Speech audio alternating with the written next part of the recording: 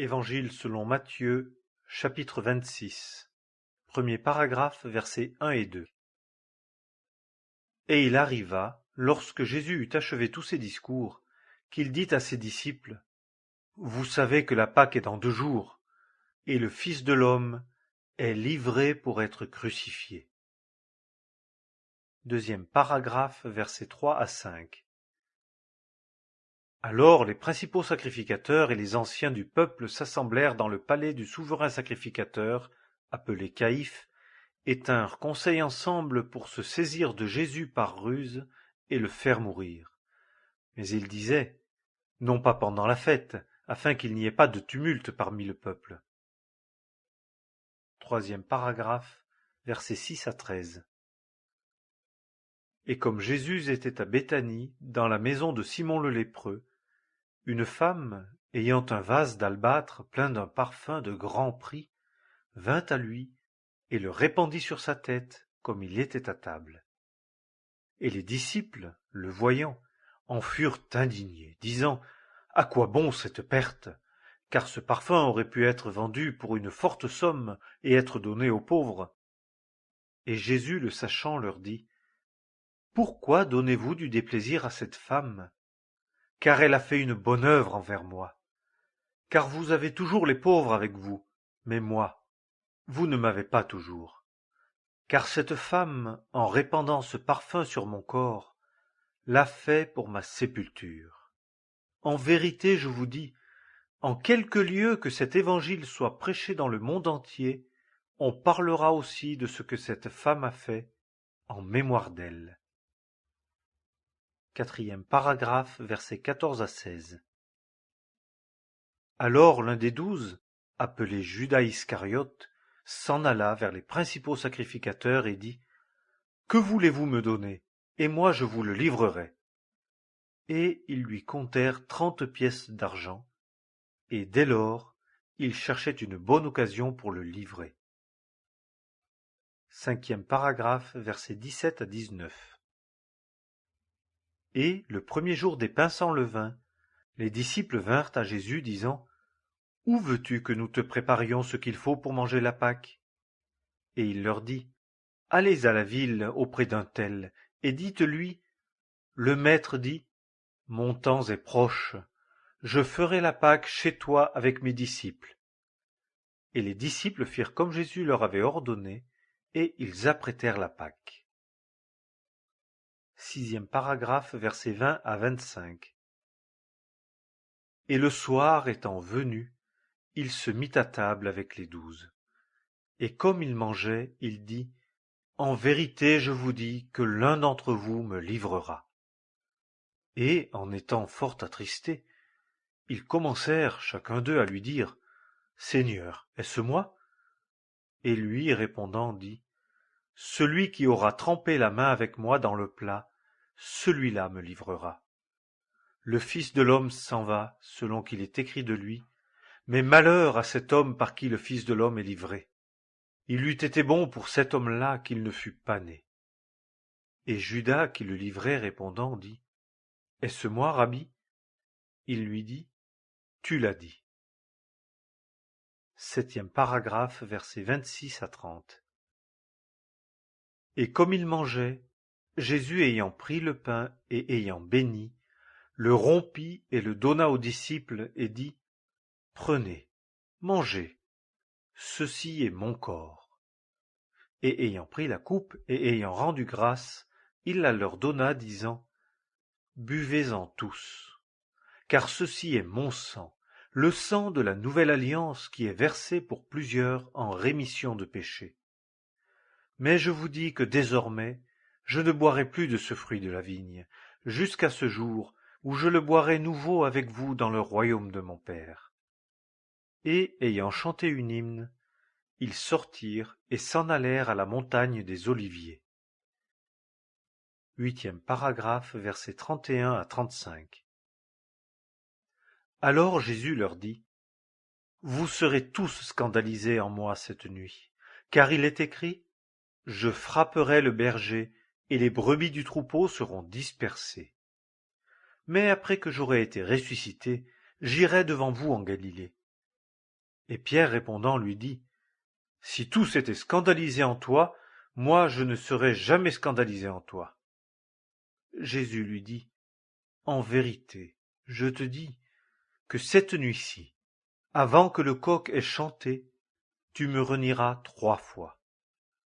Pierre lui dit: Quand même il me faudrait mourir avec toi, je ne te renierai point. Et tous les disciples dirent la même chose. 9e paragraphe, versets 36 à 46. Alors Jésus s'en vient avec eux en un lieu appelé Gethsémané, et dit aux disciples: Asseyez-vous ici, jusqu'à ce que, m'en étant allé, j'aie prié là. Et ayant pris Pierre et les 2 fils de Zébédée, il commença à être attristé et fort angoissé. Alors il leur dit: Mon âme est saisie de tristesse jusqu'à la mort. Demeurez ici et veillez avec moi. Et, s'en allant un peu plus avant, il tomba sur sa face, priant et disant: Mon Père, s'il est possible que cette coupe passe loin de moi, toutefois, non pas comme moi je veux, mais comme toi tu veux. Et il vient vers les disciples et les trouve dormants. Et il dit à Pierre: Ainsi, vous n'avez pas pu veiller 1 heure avec moi? Veillez et priez, afin que vous n'entriez pas en tentation. L'esprit est prompt, mais la chair est faible. Il s'en alla de nouveau une seconde fois, et il pria, disant: Mon Père, s'il n'est pas possible que ceci passe loin de moi sans que je le boive, que ta volonté soit faite. Et étant venu, il les trouva de nouveau dormants, car leurs yeux étaient appesantis. Et les laissant, il s'en alla de nouveau et pria une 3e fois, disant les mêmes paroles. Alors il vient vers les disciples et leur dit: Dormez dorénavant et reposez-vous. Voici, l'heure s'est approchée, et le Fils de l'homme est livré entre les mains des pécheurs. Levez-vous, allons. Voici, celui qui me livre s'est approché. 10e paragraphe, versets 47 à 54. Et comme il parlait encore, voici Judas, l'un des 12, vint, et avec lui une grande foule, avec des épées et des bâtons de la part des principaux sacrificateurs et des anciens du peuple. Et celui qui le livrait leur donna un signe, disant: Celui que je baiserai, c'est lui. Saisissez-le. Et aussitôt, s'approchant de Jésus, il dit: Je te salue, Rabbi. Et il le baisa avec empressement. Et Jésus lui dit: Ami, pourquoi es-tu venu?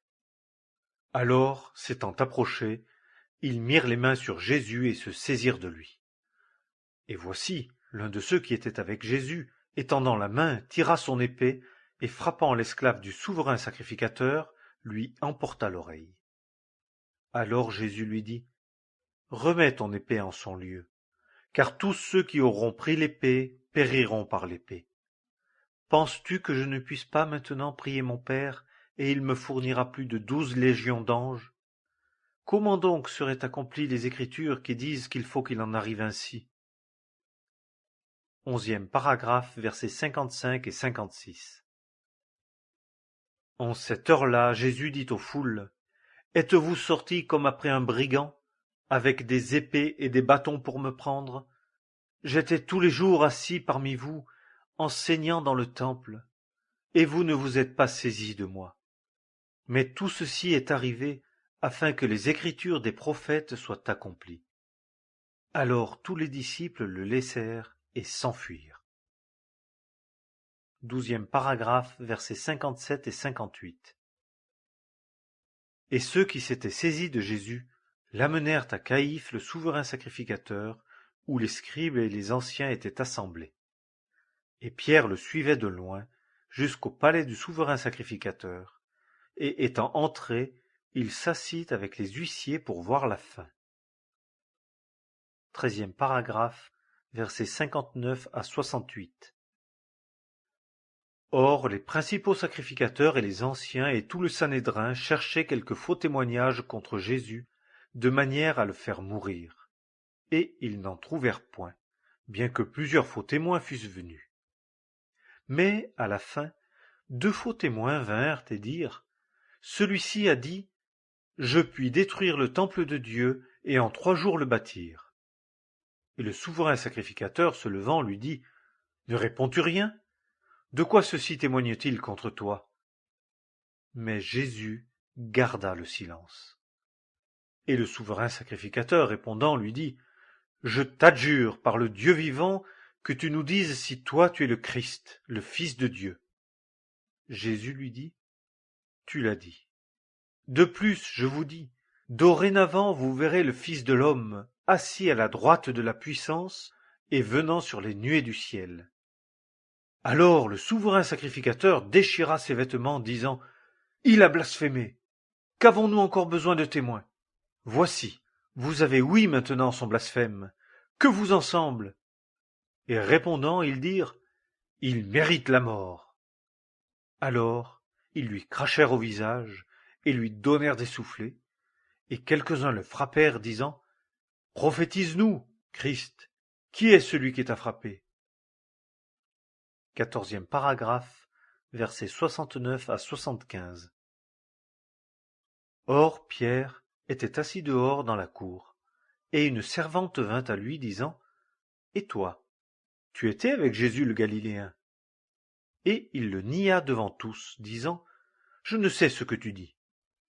Et une autre servante le vit, comme il était sorti dans le vestibule, et elle dit à ceux qui étaient là: Celui-ci aussi était avec Jésus le Nazaréen. Et il le nia de nouveau avec serment: Je ne connais pas cet homme. Et un peu après, ceux qui se trouvaient là s'approchèrent et dirent à Pierre: Certainement, toi tu es aussi de ces gens-là, car aussi ton langage te fait reconnaître. Alors il se mit à faire des imprécations et à jurer: Je ne connais pas cet homme. Et aussitôt le coq chanta. Et Pierre se souvint de la parole de Jésus qui lui avait dit: Avant que le coq chante, tu me renieras 3 fois. Et étant sorti dehors, il pleura amèrement. Évangile selon Matthieu,